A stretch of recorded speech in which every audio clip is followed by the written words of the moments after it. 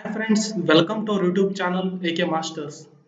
Friends, as you already know that KPSC has released its notification for AE and JE post under PWD department.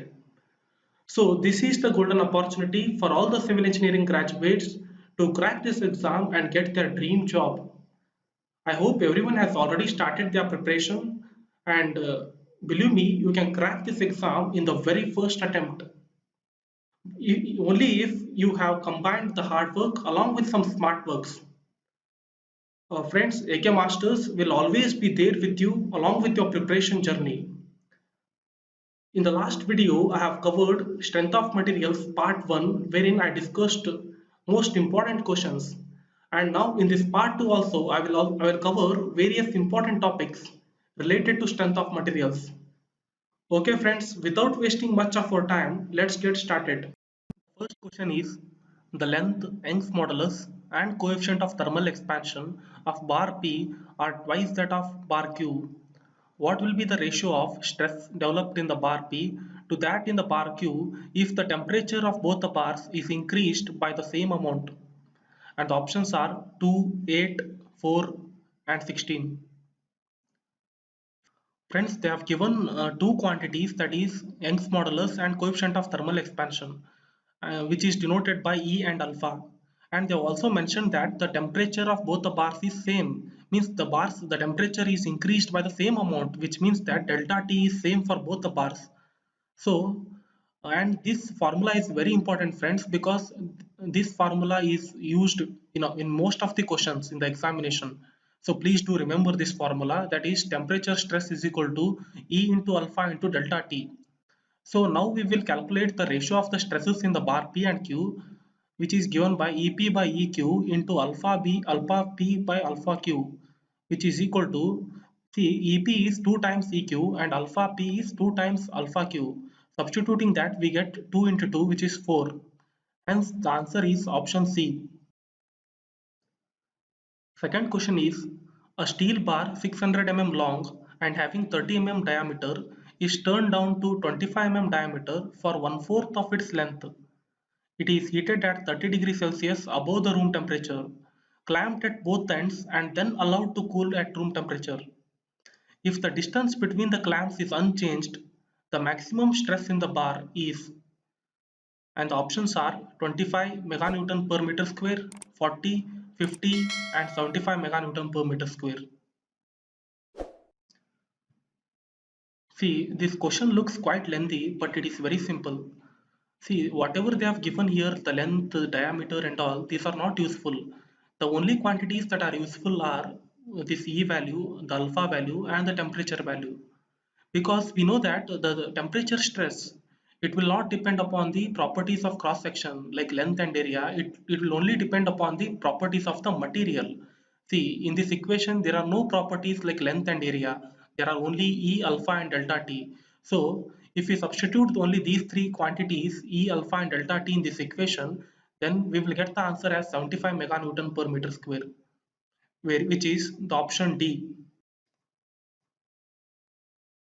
The third question is, a steel rod is heated from 25 to 250 degrees Celsius. Its coefficient of thermal expansion is 10 raised to minus 5 and Young's modulus is 100 giganewton per meter square. If the rod is free to expand, the thermal stress developed in it is dash, and the options are 100 kilonewton per meter square, 240 kilonewton per meter square, 0 and option D infinity.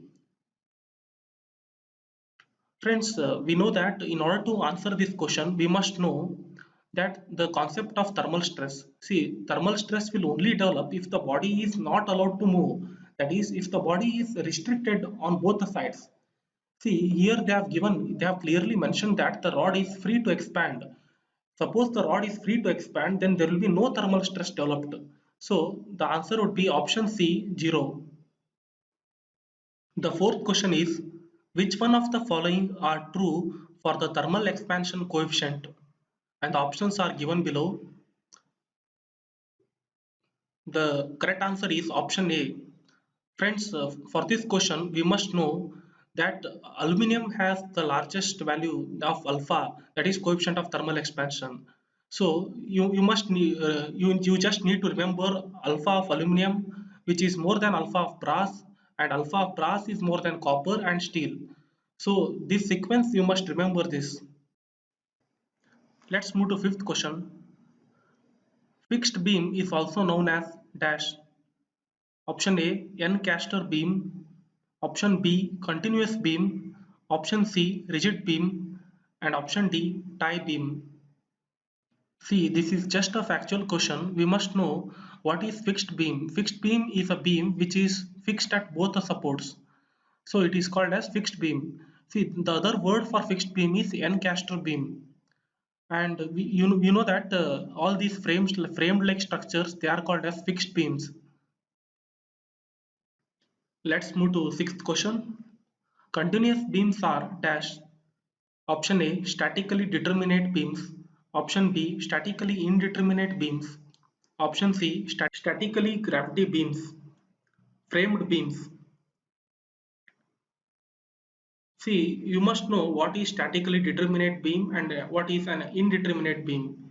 See friends, you know that in a statically determinate beam, we find the reactions, that is vertical reactions or the horizontal reactions of a beam by using static equilibrium equations.